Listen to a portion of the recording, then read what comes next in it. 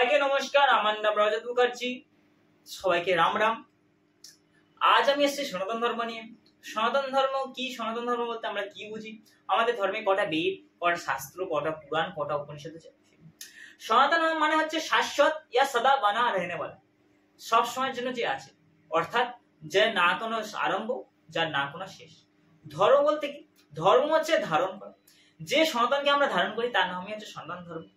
আমরা সবাই বলি যে আমরা হিন্দু এবং আমাদের ধর্মের নাম হচ্ছে হিন্দু ধর্ম। এটা পুরোপুরি ভুল। আমাদের ধর্মের নাম হচ্ছে সনাতন ধর্ম। তাহলে প্রশ্নটা আসে যে তাহলে হিন্দু শব্দ এসে কোথা? দেখো, আমরা যে দেশে বাস করি সে দেশের নাম হচ্ছে ভারত এবং আরেকটা নাম হচ্ছে হিন্দুস্তান।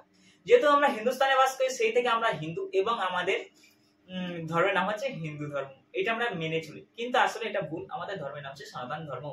আমাদের ধর্মে 4টে বেদ আছে, তার মধ্যে ঋগ্বেদ, সামবেদ, যজুর্বেদ, অথর্ববেদ।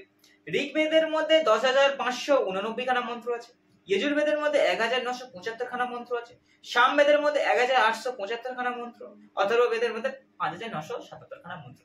আমাদের ধর্মে 18 খানা পুরাণ আছে। ব্রহ্মপুরাণ 10,000 খানা শ্লোক, পদ্মপুরাণ 55,000 খানা শ্লোক, বিষ্ণু পুরাণ 23,000 খানা শ্লোক, শিব পুরাণ 24,000 খানা শ্লোক, শ্রীমৎ ভাগবত পুরাণ 18,000 খানা শ্লোক, ভবিষ্য পুরাণ 14,000 খানা শ্লোক, নারদ পুরাণ 25,000 খানা শ্লোক, বারাহ পুরাণ 24,000 খানা শ্লোক, লিঙ্গ পুরাণ 11,000 খানা শ্লোক, ব্রহ্ম বৈবর্ত পুরাণ 18,000 খানা শ্লোক, কুর্ম পুরাণ 17,000 খানা শ্লোক, মৎস্য পুরাণ 14,000 খানা শ্লোক, বামন পুরাণ 10,000 খানা শ্লোক, স্কন্দ পুরাণ 81,100 খানা শ্লোক, মার্কণ্ড পুরাণ 9,000 খানা শ্লোক, গরুড় পুরাণ 19,000 খানা শ্লোক, ব্রহ্মাণ্ড পুরাণ 12,000 খানা শ্লোক, আর অগ্নি পুরাণ 15,400 খানা শ্লোক। 6টা শাস্ত্র আছে। সেই 6টা শাস্ত্র হচ্ছে তোমার ন্যায় শাস্ত্র, বৈশেষিক শাস্ত্র, সাংখ্য শাস্ত্র, যোগ শাস্ত্র, মীমাংসা শাস্ত্র আর বেদান্ত শাস্ত্র। আমাদের শাস্ত্রের 6টা বেদাঙ্গ আছে। 6টা বেদাঙ্গ বলতে পারো অথবা শাস্ত্র বলতে পারো।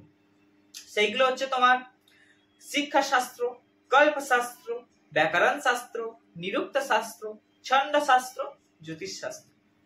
আমাদের শাস্ত্রে 108টা উপনিষদ আছে। তার মধ্যে 10টা মেন উপনিষদ, ঈশ উপনিষদ, কেন উপনিষদ, কাঠ উপনিষদ অথবা কঠোপনিষদ, প্রশ্ন উপনিষদ, মুন্ডক উপনিষদ, মান্ডুক্য উপনিষদ, তৈতরিয় উপনিষদ, এতারিয়া উপনিষদ, ছন্দজ্ঞ উপনিষদ, বৃহদারণ্যক উপনিষদ। টোটাল আমাদের 108টা উপনিষদ। সেটা আমাদের অনেক রকম ভাবে ভাগ করা আছে। যেমন ঋগ্বেদীয় অনুযায়ী 10টা উপনিষদ, শুক্ল যজুর্বেদ অনুযায়ী 19টা উপনিষদ, কৃষ্ণ যজুর্বেদ অনুযায়ী 32টা উপনিষদ, সামবেদীয় অনুযায়ী 16 খানা উপনিষদ এবং অথর্ববেদ অনুযায়ী 31টা উপনিষদ। কুল টোটাল 108টা উপনিষদ। আমাদের ধর্মের শুধুমাত্র শাস্ত্র উপনিষদ নেই, এমনকি মহাভারত আছে যেখানে কৃষ্ণের লীলা আছে, গীতা আছে যেখানে কৃষ্ণের জ্ঞান আছে এবং রামায়ণ আছে, বাল্মীকি রামায়ণ, যেখানে রামের লীলা আছে। আমরা যে এতক্ষণ ধরে বেদ, শাস্ত্র, পুরাণ, উপনিষদ বলছি, তো এইগুলো কি? হয়তো এটা একটা বইতেই হতো, আমাদের এতগুলো কেন বই এসছে? আচ্ছা, আমাদের তো মুসলমানদের মতন পুরাণও হতে পারতো, খ্রিস্টানদের মতন বাইবেলও হতে পারতো, তাহলে কেন এতগুলো? বেদ হচ্ছে আমাদের মন্ত্রের ভান্ডার, যেখানে সমস্ত দেবদেবী প্রাণ প্রতিষ্ঠা করার মন্ত্র আছে। আচ্ছা, সমস্ত ধরনের পূজা করার মন্ত্র আছে। পুরাণটা কি?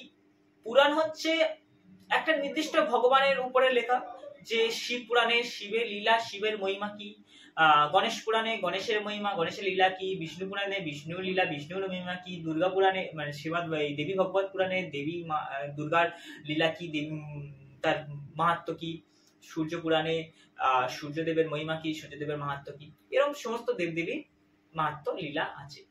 আচ্ছা, শাস্ত্র কি? শাস্ত্র হচ্ছে আমাদের ধর্মে কোনটা উচিত কোনটা উচিত না, যেটা কোনটা ঠিক কোনটা ভুল, সেটা আমাদের শাস্ত্রের জ্ঞান আছে।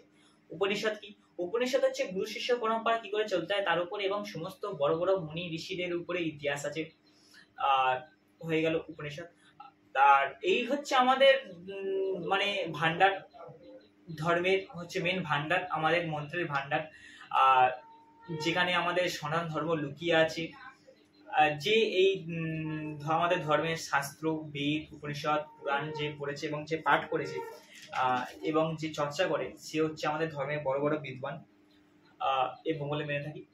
যদি ভিডিওটা ভালো লাগে তো লাইক করে কমেন্ট সাবস্ক্রাইব করবেন। রাম রাম।